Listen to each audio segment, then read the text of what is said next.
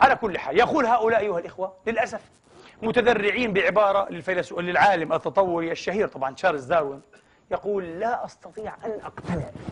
قال عقلي لا يقبل هذا، مش قادر أقبل. أنا قال صادق، رجع مع نفسه حر. لا أستطيع أن أقبل أن ربا رحيما كلي القدرة هو الذي قصد، يعني نوى، قصد إلى خلق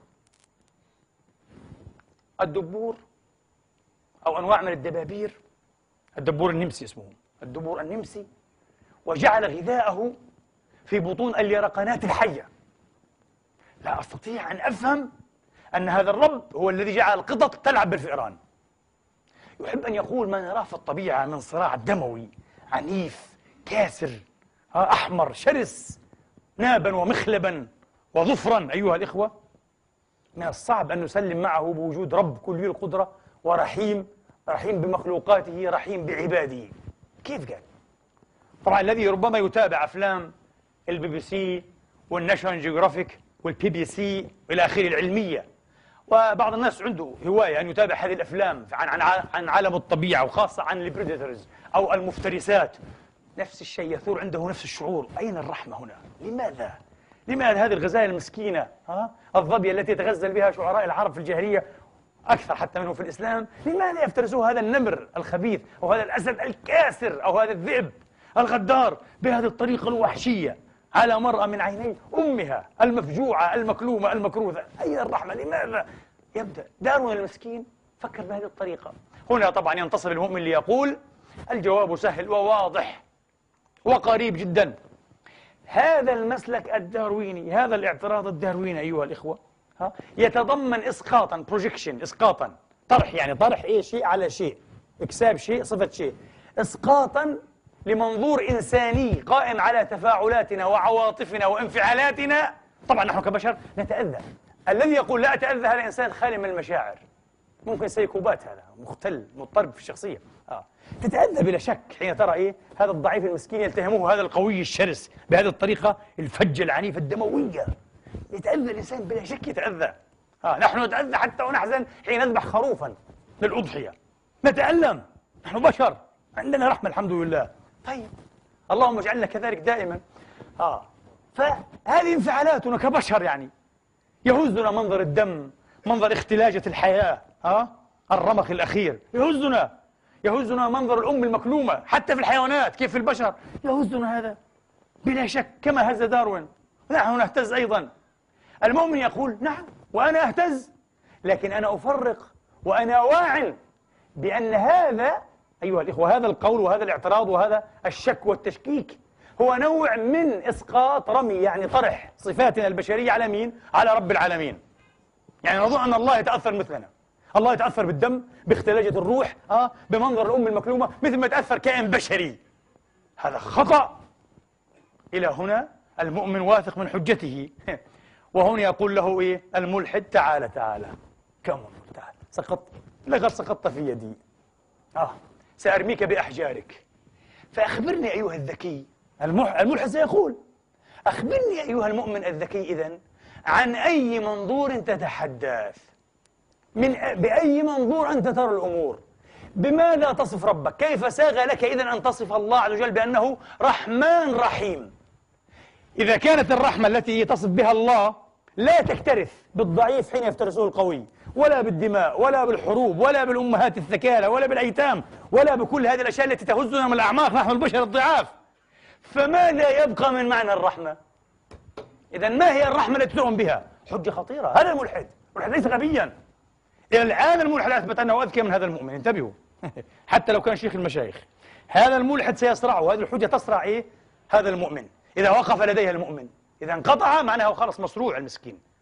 يقول له أنت تصر على أنه رحمن رحيم وتعرفنا به وعليه على أنه رحمن رحيم، ما الذي يبقى من معنى رحمته إذا اتسعت رحمته لكل هذا الافتراس، لكل هذه العذابات، لكل هذه المشاهد الدموية بالأحمر القاني؟ ماذا؟ سنرى. هل يخف المؤمن؟ كلا. هنا يتقدم مؤمن القرآن ويبقى القرآن رائدا أيها الإخوة. هكذا تتجلى عظمة القرآن. وسأوضح لكم قضية، ولذلك أنا افتتحت خطبة اليوم بآيات سورة الحجر. آيات الوزن والميزان أيها الإخوة، كلها تتحدث عن الوزن والتقدير والميزان. والمسألة لا تعكس لا عجزا ولا بخلا، إنما تعكس حكمة وتدبيرا. أول ما أحب أن أقوله لكم أيها الإخوة، الله عز وجل حين يقول أنبتنا فيها من كل شيء موزون وإن من شيء إلا عندنا خزائنه وما ننزله إلا بقدر معلوم، وهو القائل أيضا في الرحمن والسماء رفعها ووضع الميزان. يبادرنا سؤال أيها الإخوة، والمفروض نحن أن نبادر هذا السؤال، نبادر به. يبادر سؤال هنا، هذا الميزان من أي معيار؟ هذا الميزان من أي معيار؟ من أي قياس؟ من أي حجم؟ المشكلة أن هذا الميزان ليس ميزانا للأفراد ولا حتى للأنواع لنوع معين فقط، ولا حتى للكوكب للأرض. القرآن يقول هذا، انتبهوا، شغلة عجيبة جدا جدا. هنا الله يريد أن يحررنا من المسلك الأنسني anthropomorphization، يعني حين نؤنسن الله، نتحدث عن الله على أنه فعلا بشر من مقاسنا نحن، بمعاييرنا نحن، بعقليتنا نحن. أعوذ بالله، هذه وثنية، وثنية يقع فيها علماء دين كبار أصلا دون أن يشعروا. فالملحد معذور إذا وقع فيها أو احتج بها بلوازمها. في يوم من الأيام كتب الفيلسوف اليوناني كسينوفان يقول إن هوميروس وهيزيود الشاعرين الشهيرين جدا يصوران الآلهة على أنها من جنسنا نحن البشر، يأكلون مما نأكل ويشربون مما نشرب، بل وفضلا عن ذلكم يلبسون كما نلبس ويصوتون بالأصوات التي نصوت بها. قال وظني أن الثيران والسباع والخيول لو أوتيت قدرة الرسم والتصوير أيها الإخوة لرسمت آلهتها ثيرانا وتلك خيولا وتلك أسودا. إن زنوج الحبشة يعتقدون في آلهة سوداء اللون، أما سكان تراقيا فيصورون آلهتهم، شوف رجل ذكي برضه هو يتحدث عن هذا القصور البشري، هذا منبع الوثنيات. أما سكان تراقيا فيتحدثون أيها الإخوة عن آلهة يؤمنون بها شقر الشعر وزرق العيون. مسلك إنساني. هل القرآن كذلك؟ أنا سأعطيكم فقط لمحة هكذا، وعلى كل واحد عنده نشاط أيها الإخوة أن يبحث ويصبح باحثا في الأديان المقارنة أن يكمل المسيرة. قارن بين إله التوراة والإنجيل وبين إله القرآن. إله الإنجيل 500-600 سنة عن القرآن، يعني سوف تجد قفزة غير مبررة بحسب تطور الأفكار. هكذا، هذا المفتاح أعطيكم إياه، قفزة غير عادية. الله الذي يتحدث عن نفسه في القرآن والله العظيم لا نجد له ضريعا ولا شبيها في أي كتاب ولا فلسفة. لذلك نحن نؤمن به من أعماقنا أكثر مما نؤمن بأنفسنا. فعلا هذا إله ولا يمكن أن يتناقض أيها الإخوة. هذا الإله فيما أخبر عن نفسه وفيما أخبر به والله لا مع عقل ولا مع علم صحيح ولا مع منطق رجيح إطلاقا، وهذا ليس خطابا سنبرهنه، ودائما نحن نحاول أن نبرهن هذه المقولة. هذا الميزان يا إخواني تعرفون من معيار ماذا؟ من عيار ماذا؟ من عيار الكون. من أين أخذت هذا؟ من الآية والسماء رفعها قال، بنينا الكون قال ووضع الميزان. هذا الميزان ليس فقط لفأر أو لغزالة أو لأي من العيائل أو لجون أو سعيد من الناس أو لهذه الأم أو تلك أو للأرض كلها أو المجموعة الشمسية أو لمجرتنا، للكون كله. سأوضح هذا بخطوة أكثر تقدما أيها الإخوة. من منا ائتوني بأكبر فيلسوف ملحد أو حتى مؤمن يتكلم عن مستقبل البشرية في البليون سنة القادمة؟ لا أحد، لا أحد. بليون سنة؟ من يستطيع أصلا أن يخطط هذه الخطة؟ لا أحد يعلم ماذا سيطوي الغيب القريب أيها الإخوة في رحمه، فضلا نتكلم عن بليون سنة للأمام. لكن العلماء دائما الآن بدأوا يعودوننا أن مصير هذا الكون، مصير الكون والسماء رفعها ووضع الميزان، رهن بعوامل كثيرة يتحدد بها ووفقها ميلاد نجم وأفول نجم كشمسنا مثلا أول سنة هذه. ولذلك مستقبل الشمس يقول لك مقلق جدا، وهو مستقبل فان في ظرف 5 بليون سنة. بعد 5000 مليون سنة الشمس حتعاني مشاكل. 5000 مليون، يا رب عن ماذا يتحدثون هؤلاء؟ عن 5000 مليون. بعض الناس يرى أن هذا حديثا يعني لا وزن له، بالعكس هذا الوزن كله. هذا الحديث يقربنا الآن من محاولة أن نقارب خطة الله في الخلق. كيف يدبر الله؟ كيف يرعى الله؟ سألوا الآن أنتم مدير شركة كبيرة أو رئيس حكومة، انتبهوا، في دولة كالنمسا مثلا أو مصر أو سوريا أو تونس أو أي سألوا هذا الرئيس أو هذا المدير حين يخطط خطة للشركة أو للبلد مع جماعته ماذا يراعون؟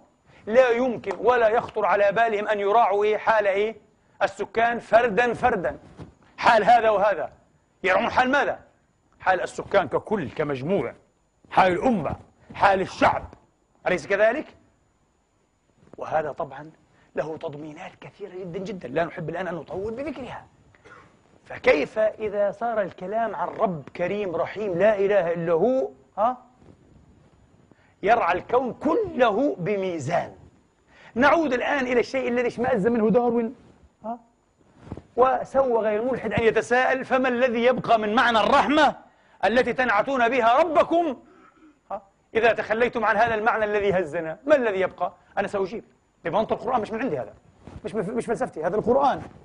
أنا أقول لكم: يبقى التوازن، البالانس، بالانس اوف نيتشر، توازن الطبيعة. الآن نتحدث عن طبيعتنا مش عن الكون كله. يبقى التوازن، يبقى الاستمرار، يبقى الكرم. الاستمرار المقيد والمشروط بماذا؟ بالتوازن. ولذلك لو تساءلنا، هذا سؤال شوي إيماني قرآني فلسفي، لو تساءلنا أيها الإخوة: هل هو توازن رحيم؟ هل هذا التوازن رحيم أيها الإخوة؟ أم هي رحمة متوازنة؟ سوف نرى في نهاية المطاف ما هو الجواب الصحيح. سؤال عجيب قد يبدو غير واضح لكن هو عميق أيها الإخوة.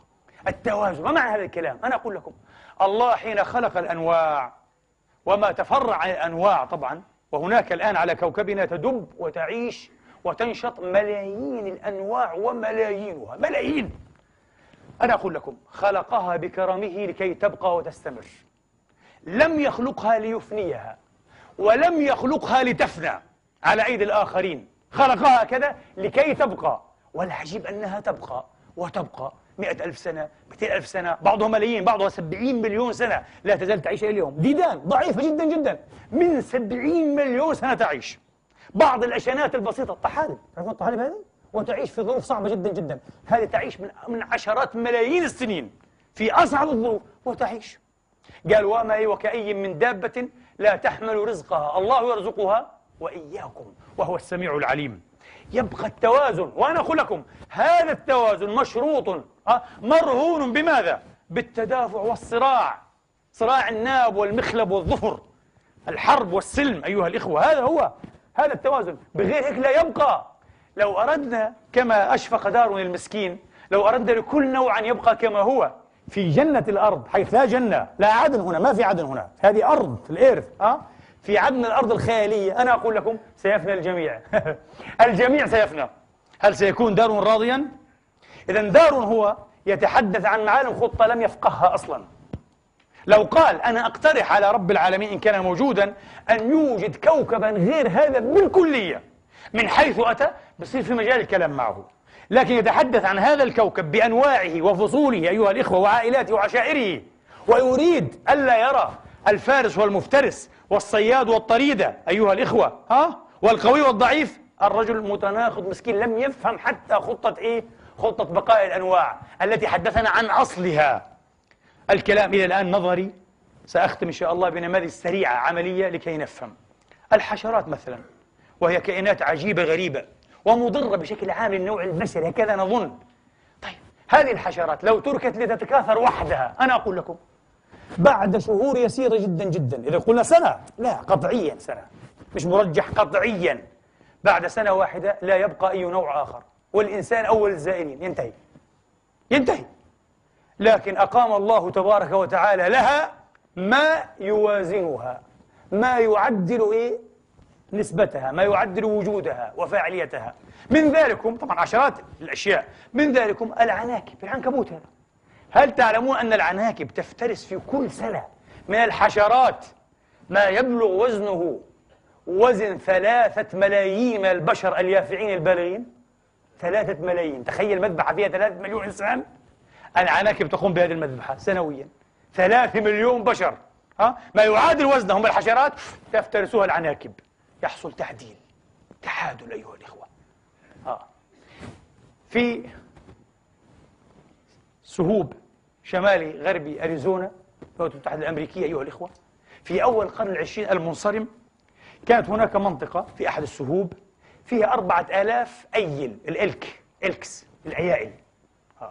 4000 تعيش باستقرار وتوازن بحسب خطة الله، مش إشفاق داروين والملاحدة أو مقلدي الملاحدة، لا، بحسب خطة الله. والسماء رفعها ووضع الميزان. 4000. سمحت الحكومة للأسف بالجهل والقصور البشري للصيادين أن يقتلوا وأن يصطادوا مفترسات الإلكس، مفترسات الأيائل، كالذئاب والكوجر، نوع من القطط الكبيرة هذه يشبه الفهد، الليوبارد، الكوجر معروف، كالذئاب والكوجر. فبدأوا أعملوا فيها الأسلحة النارية قتلا وفتكا. 1907 هذا، 1924 أصبحت الأيائل 4000 100,000 أيل. مشكلة كبيرة. كيف تتغذى؟ كيف تمتد؟ اللي درس علم التوازن البيولوجي أيها الإخوة والتنوع الحيوي أيضا يعرف أن الكائنات فضلا عن الغذاء والمأوى تحتاج إلى الغطاء، شيء اسمه الغطاء. المهم موضوعات معقدة جدا في الإيكولوجيا. ولذلك في ظرف عامين هلك نصف هذه 50,000، وظل الهلاك فاعلا، فلم نبلغ سنة 1939 أيها الإخوة حتى عاد عددها إلى 10,000. وبقدرة الميزان الذي أوجده الله تبارك وتعالى عاد مجتمع الأيائل إلى توازنه. في ولاية أخرى بأمريكا الشمالية أيها الإخوة نفس الشيء، الفلاحون انزعجوا جدا وغضبوا من كثرة الطيور الجارحة التي تأكل أعدادا يسيرة من دواجنهم، من الحيوانات الداجنة يعني كالدجاج وغيره كذا، فانزعجوا، استرخصوا وبدأوا أيضا يطلقون عليها النار. تقريبا خلا منها الجو إلا قليلا، استراحوا ولكن لم تطل راحتهم، فلم يعتموا أيها الإخوة بعد بضع سنين، سنوات قليلة، إلا وقد هاجمتهم جحافل مهولة مفزعة من الأرانب البرية، مئات الآلاف، ما تذر من شيء أتت عليه إلا جعلته كالرميم، تأكل الأخضر واليابس.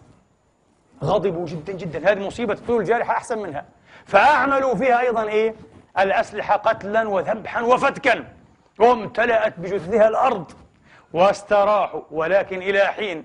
بعد بضع سنين يسيرة جدا، 2 3 4، وإذا بجو السماء بل أجواء السماء تمتلئ بالطيور الجارحة، النسور والعقبان والبوازي والشواهين امتلأت من عند آخرها، فجن جنونهم. وحينئذ استنجدوا بالعلماء، أيها العلماء ما الذي يحصل؟ المسألة معجزة، أعجزتنا. فقالوا لهم أعطوا ما لله لله وما لقيصر لقيصر. هذه مسألة إلهية، قال أنتم تدخلتم فيها، أفسدتم التوازن، البالانس، في توازن من كل شيء موزون. أنا دائما أقول على مائدة النمر الهندي أيها الإخوة دائما يوجد الطاووس ويوجد الأيل ويوجد حيوانات صغيرة كثيرة، لكن هذا من ملايين السنين ولا تزال موجودة، لم يفنى لا الفارس ولا المفترس، صحيح؟